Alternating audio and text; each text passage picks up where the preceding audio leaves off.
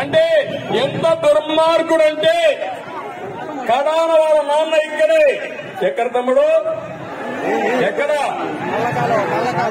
ఇక్కడే చనిపోయాడు కదా నా ఫ్రెండ్, నా స్నేహితుడు రాజశేఖర్ రెడ్డి. 78, 81, 83 మేము ఇద్దరం కలిసే తిరిగాం. పాత రోజులు జ్ఞాపకంటే మీకు అర్థమవుతాయి. మేమిద్దరం దగ్గర స్నేహితులు, రాజకీయ విరోధులు 83 నుంచి.